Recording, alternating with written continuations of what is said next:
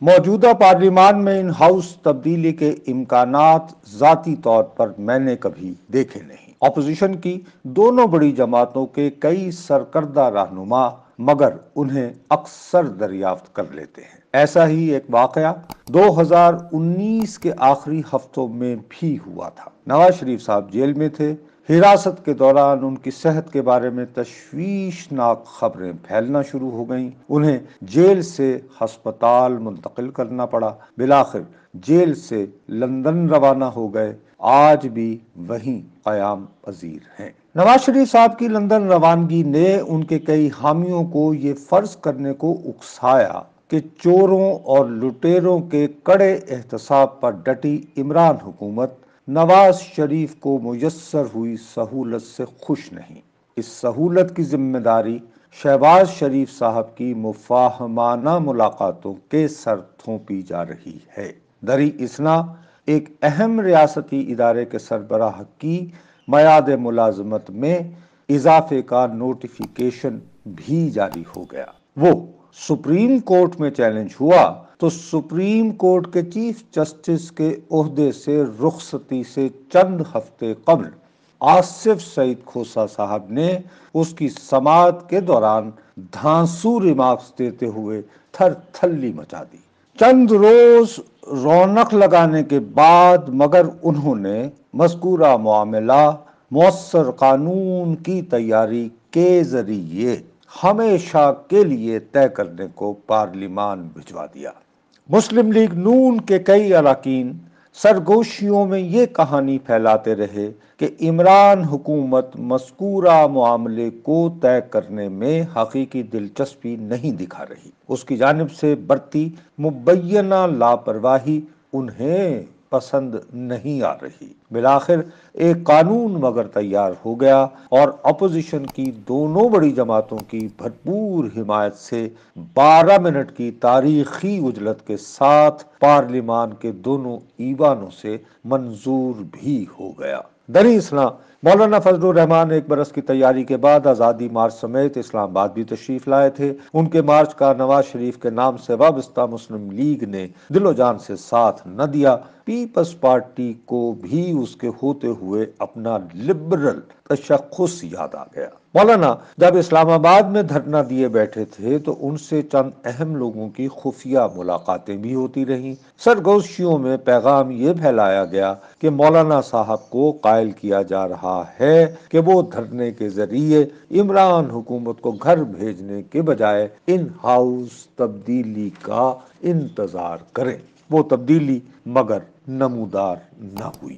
اس کے باوجود اپوزیشن کی دونوں بڑی جماعتوں نے پاکستان کو فائنینشل ایکشن ٹاسک فورس کی گرے لسٹ سے نکلوانے کے نام پر بنائے قوانین کو ایک بار پھر تاریخی عجلت میں پاس کروانے میں کلیدی کردار ادا کیا۔ دو سنگین تر معاملات کے تناظر میں ریاست و حکومت کے لیے مزید مشکلات کھڑی کرنے کے بجائے مسلم لیگ نون اور پیپلز پارٹی نے حیران کن لچک دکھائی۔ عمران حکومت کے وزراء نے مگر کبھی اسے سراہا نہیں۔ پارلیمان کے دونوں ایوانوں میں کھڑے ہو کر نہایت رعونت سے بلکہ طعنے دیتے رہے کہ تعاون کے بدلے اپوزیشن جماعتیں اپنے مبینہ طور پر چور اور لٹیرے رہنماؤں کے لیے NRO کی طلبگار ہیں۔ کپتان مگر اس کے لیے ہرگز رضامند نہیں ہوں گے۔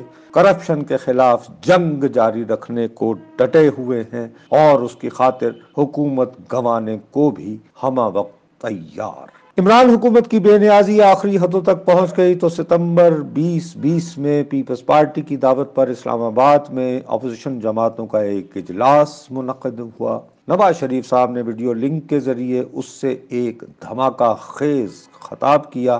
پی ڈی ایم کے نام سے اپوزیشن جماعتوں کا وسیع تر اتحاد بھی قائم ہو گیا۔ اس اتحاد نے ملک کے اہم شہروں میں اجتماعات کے ذریعے اسلام آباد پر مارچ کی تیاری شروع کر دی۔ عوام کو نوید سنائی کہ 2021 کے آغاز سے قبل عمران حکومت کو استعفیٰ دینے کو مجبور کر دیا جائے گا۔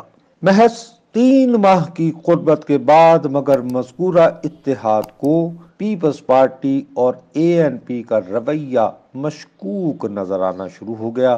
عمران حکومت سے استعفی لینے کے بجائے اپوزیشن جماعتیں مارچ کے مہینے میں سینٹ کی خالی ہوئی نشستوں کے لیے اپنے جسے کے مطابق حصے کے حصول کے لیے متحرک ہو گئیں۔ اس مرحلے کے دوران یوسف رضا گیلانی کو ڈاکٹر حفیظ شیخ کے مقابلے میں اسلام آباد سے سینٹ کا رکن بھی بنوا لیا گیا۔ ان کے انتخاب سے فضا یہ بنی کہ قومی اسمبلی میں حکومتی نشستوں پر بیٹھے کئی افراد عمران خان صاحب کے رویے سے خوش نہیں، وہ بغاوت کو بے چین ہے۔ بتوقع بغاوت کے امکانات مگر چند روز بعد ہی ہوا میں تحلیل ہونا شروع ہو گئے۔ پیپلز پارٹی اور مسلم لیگ نون بھی سینٹ کے چیئرمین کے انتخاب کے دوران متحدہ حکمت عملی تیار کرنے میں ناکام رہی۔ صادق سنجرانی دوبارہ چیئرمین سینٹ منتخب ہو گئے۔ یوسف رضا گیلانی کو سینٹ میں قائد حزب اختلاف کا عہدہ ملا۔ اللہ اللہ خیر صلی ہو گیا۔ اکتوبر 2021 کے آغاز میں لیکن ایک اور اہم ریاستی ادارے کے سربراہ کی تعیناتی میں تاخیر نے اپوزیشن جماعتوں میں ان ہاؤس تبدیلی کی امید ایک بار پھر جگا دی۔ مجھے اس کے امکانات دوبارہ نظر نہیں آئے۔ اس کالم میں اپنی کوتاہ بصری کی وجوہات تفصیل سے بیان کرتا رہا۔ بالآخر بدھ کے روز عمران حکومت نے پارلیمان کے دونوں ایوانوں کے مشترکہ اجلاس سے ایک ہی دن میں 33 قوانین 18 اراکین کی اکثریت دکھا کر منظور کروا لیے ہیں۔ امید کر رہا ہوں کہ اس کے بعد ہمیں موجودہ پارلیمان سے تبدیلی برآمد کرنے کے خواب نہیں دکھائے جائیں گے۔